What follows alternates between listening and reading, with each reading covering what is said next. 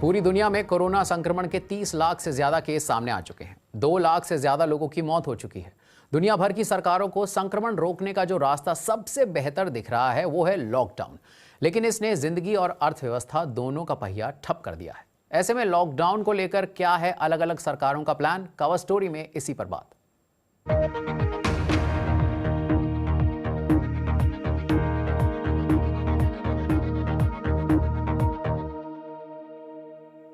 Cover story पर चर्चा के पहले भारत में कोविड-19 की ताजा स्थिति पर नजर। भारत में बीते 24 घंटे के दौरान संक्रमण के 1674 मामले सामने आए हैं।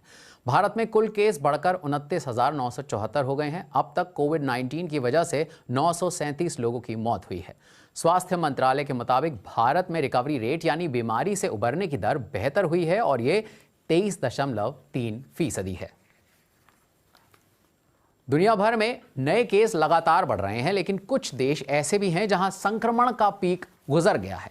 नए मामले कम हो रहे हैं और अब वहां लॉकडाउन खोलने का प्लान तैयार हो रहा है। इनमें से एक है न्यूजीलैंड, जहां कोरोना संक्रमण के 1500 से भी कम मामले सामने आए हैं और बीमारी से 19 लोगों की मौत हुई है। अब यहां कुछ व्यवसाय, आम स्वास्थ्य सेवाएं और स्कूल खोलने की अनुमति दे दी गई है। लॉकडाउन खोलने के विकल्पों में सोशल बबल्स की चर्चा भी हो रही है, जिसके तहत एक इंसान गिने चुने लोगों से ही मुलाकात कर पाएगा। बेल्जियम में इसी से जुड़ा एक मेमो लीक हुआ जो स्थानीय मीडिया तक पहुंचा।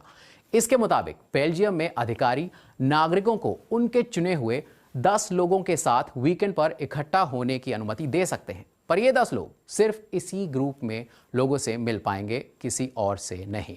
पर बाकी देशों में लॉकडाउन से बाहर आने का रास्ता क्या है? जिन देशों ने ऐसा किया है उनसे बाकी दुनिया क्या सीख सकती है, बता रहे हैं बीबीसी संवाददाता डेविड शुकमैन। तमाम देशों की सरकारें बेसब्री से लॉकडाउन खोलने या ढील देने के रास्ते तलाश रही है। स्विट्जरलैंड में लोग अब हेयर ड्रेसर से बाल कटवा सकते हैं, लेकिन मास्क पहनना जरूरी है। वहीं बीजिंग में सेकेंडरी स्कूल खोल दिए गए हैं, मगर छात्र साथ साथ नहीं बैठ सकते क्योंकि वायरस फिर से फैल सकता है। संक्रमण फैलने की दर पर ही आगे की चीजें निर्भर करेंगी। इसे वैज्ञानिक R नंबर कहते हैं। जब ब्रिटेन में संक्रमण चरम पर था तो यहाँ R नंबर 3 था, यानी एक संक्रमित व्यक्ति औसतन 3 और लोगों को संक्रमित कर सकता था। मगर फिर पाबंदियां लगाई गई और ये दर 0.7 तक गिर गई। भले ही ये अनुमानित है, मगर इस दर का मतलब है कि संक्रमित व्यक्ति औरों में वायरस नहीं फैला सकता। मगर लॉकडाउन में छूट देने का मतलब होगा संक्रमण फैलने की दर फिर से बढ़ जाएगी और दूसरी वेव आने का खतरा पैदा हो जाएगा।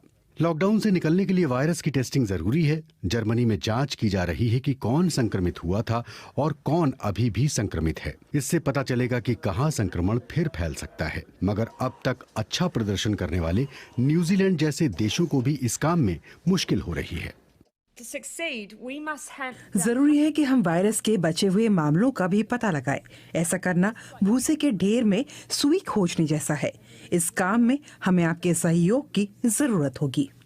अगला महत्वपूर्ण कदम होगा संक्रमित लोगों के संपर्क में आए लोगों का पता लगाना। चीन में एक छोटी सी टीम को ऐसे लोगों का पता लगाने के लिए तैनात किया गया था। ब्रिटेन में भी 18,000 लोगों को इस काम में लगाने की योजना है। ऐप के माध्यम से ऐसा किया जा सकता है। अगर सब कुछ ठीक रहा तो लॉकडाउन में राहत देना आसान होगा। ऐप के लिए लोगों का सहयोग जरूरी होगा, क्योंकि जब तक लोग इसका सही इस्तेमाल नहीं करेंगे तब तक यह बेकार रहेगा। सरकार को भी बताना होगा कि उसकी योजना क्या है और उसे इस ऐप से कैसे मदद मिलेगी। अगर और संक्रमित व्यक्ति का पता चला तो उन्हें सेल्फ आइसोलेशन में रहना होगा, और ये सब अगर अगले साल तक जारी रहा तो लोगों का सब्र टूट सकता है। इसका विकल्प यही होगा कि पूरे देश को ही लॉकडाउन रखा जाए। जो भी हो, हमें खुद को नए हालात में ढालने के लिए तैयार होना होगा। जैसे कि ग्रीस में एक अस्पताल में पूरी तरह से सुरक्षात्मक पोशाक में जन्मदिन का केक डिलीवर किया गया।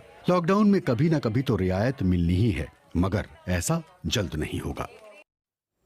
ब्रिटेन में कोविड-19 से 21,000 से ज्यादा लोगों की मौत हो चुकी है। इनमें 100 से ज्यादा स्वास्थ्य और दूसरी अहम सेवाओं के कर्मचारी शामिल हैं। उनकी याद में आज 1 मिनट का मौन रखा गया।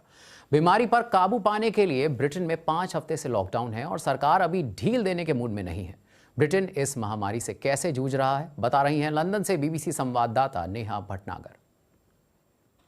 पिछले महीने की शुरुआत तक वीना नांगला अच्छी भली थी, दफ्तर जा रही थी। 23 मार्च को पता चला उन्हें कोविड-19 है। 2 हफ्ते तक अस्पताल में इलाज चला, लेकिन वो बच नहीं पाई। For us, it was reassuring that she was being looked after well. हमें तसल्ली है कि अस्पताल उन्हें ठीक से देखा गया, लेकिन बहुत मुश्किल वक्त था।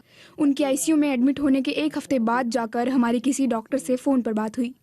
तब तक हम सिर्फ नर्सेज या एडमिनिस्ट्रेशन से बात कर पा रहे थे, लेकिन मैं समझ सकती हूँ कि उन पर कितना दबाव है, क्योंकि इतनी बड़ी संख्या में मरीज आ रहे हैं। Having to look after.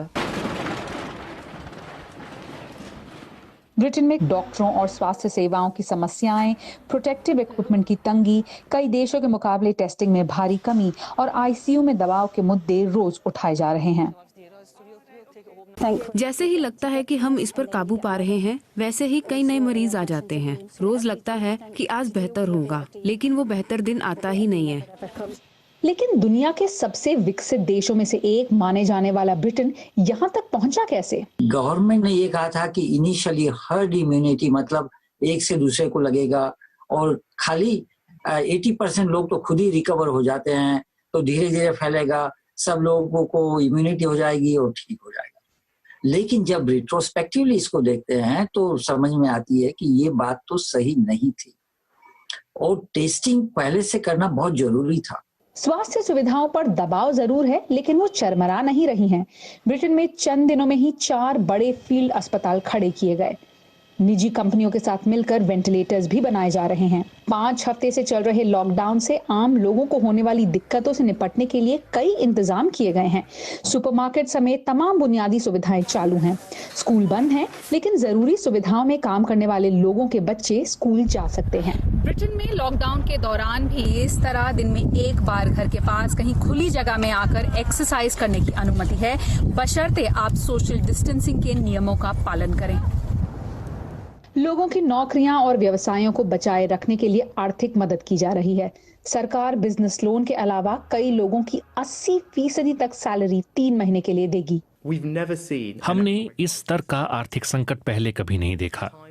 इस वक्त अपनी विचारधाराओं और पुराने ख्यालों को दरकिनार करना जरूरी है, ताकि सरकार अपने मुख्य उद्देश्य को पूरा कर सके, जो कि लोगों की सुरक्षा और सहायता करना है।